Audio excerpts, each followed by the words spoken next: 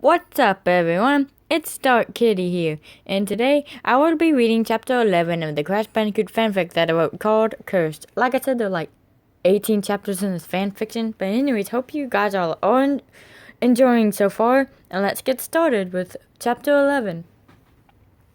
Cortex and Entropy appeared in a room that seemed a little familiar.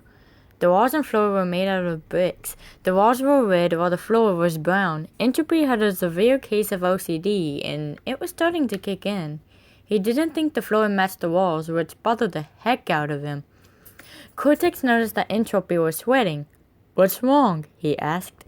But before Entropy could answer, they saw Beatrix appear from the other side of the room.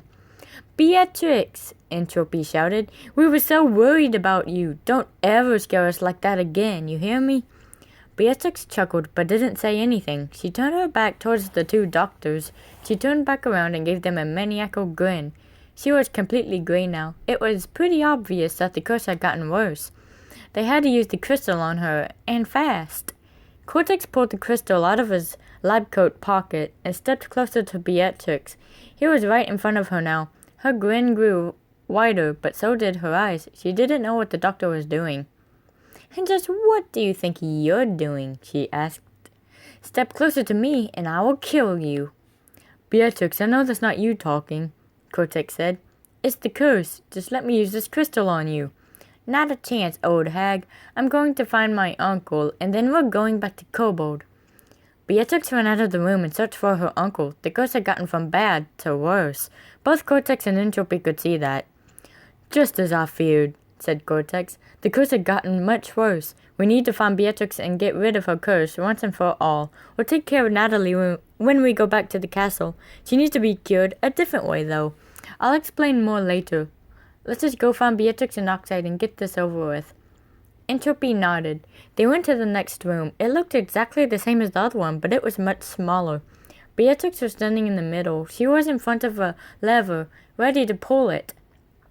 "Beatrix, what do you think you're doing?" Entropy asked. "You don't deserve to live," said Beatrix. She didn't finish her sentence due to the fact that her heart started to hurt. She clutched it with her fist and fell to the floor. Oxide appeared beside her, looking down at her. He then turned his attention to the two doctors. "That's better," said Oxide. "Are you two all right?" "Yes," said Cortex. "Thanks. Did you do that to Beatrix?" "Yes, there are times when I cannot stand her, and this is one of them. She was about to kill you two. I can't let her kill another Earthling, even if I do hate them." "Wait," said Entropy. "She killed an Earthling before?" "Yes, it was kind of a tragic moment. You see, he wasn't really an Earthling. He was Beatrix's brother." "She had a brother? She never mentioned having one before." "That's because she has forgotten that she ever had one. Thanks to the Emperor, she has no memories of him whatsoever." "What was his name?" Cortex asked. "His name was Velo the 28th. What else would it be?" I'm sorry. It's just that I'm not supposed to talk about him. There are days that I wish my memory had been erased of him as well. If he were still alive, he would have been the heir to the throne instead of Beatrix. He was older than her after all." "Exactly how much older was he?" asked Entropy. 2 years to be exact. Beatrix killed him when she was only 6. Her reason for doing so was because, well, she was more insane than he was. All she wanted was to have the throne instead of him, so she decided to kill him.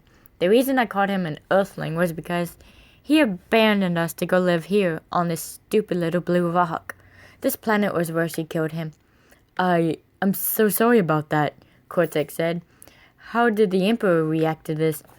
"He almost disowned his own daughter for what she did, but he needed someone to be the heir to his throne. So he decided not to disown her, and when she's older, she will have the responsibilities of taking care of Kobold. The line of ascension is only in 2 years, but she hasn't exactly prepared for it." "What exactly is the line of ascension?" "It's where Beatrix will be crowned as the Princess of Kobold, but she won't take care of Kobold until she's at least 20, which will be 2 years after the line of ascension. Anyways, where's that crystal?" "It's right here," said Cortex. He gave it to Oxide. "All you have to do is—" "I know how to use it. Like I said earlier, I have heard of this crystal before. Lyra always talks about it. She has always been fascinated in crystals. Anyways, without further ado, let's get rid of this curse.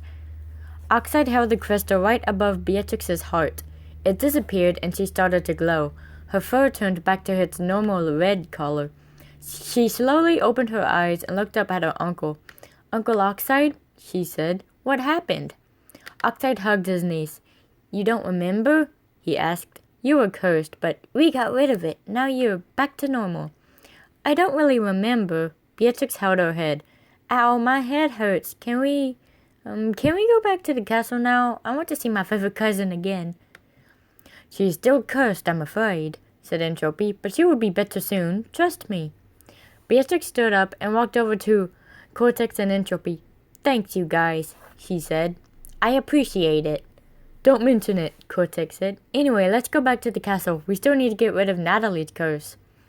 Entropy, Cortex, Beatrix, and Oxide were headed towards Cortex's castle when they realized something. They had no way of getting out of Egypt.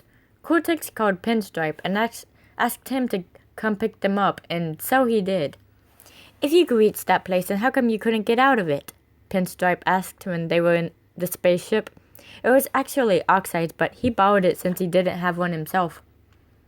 "That's nothing to be worrying about right now," Entropy said. "How has my daughter been doing?" "Not so good. The curse has gotten even worse. She literally tried to kill me and the others." "That sounds rather terrifying," said Cortex. "Let's get to the castle quickly. We need to get rid of that curse as soon as possible." They were now headed back towards Cortex's castle to get rid of Natalie's curse. It would take them other than a crystal to heal her, but what? Cortex would explain more when they got back to the castle. Okay guys, that's the end of chapter 11. I hope you guys are all enjoying so far, and please like and subscribe.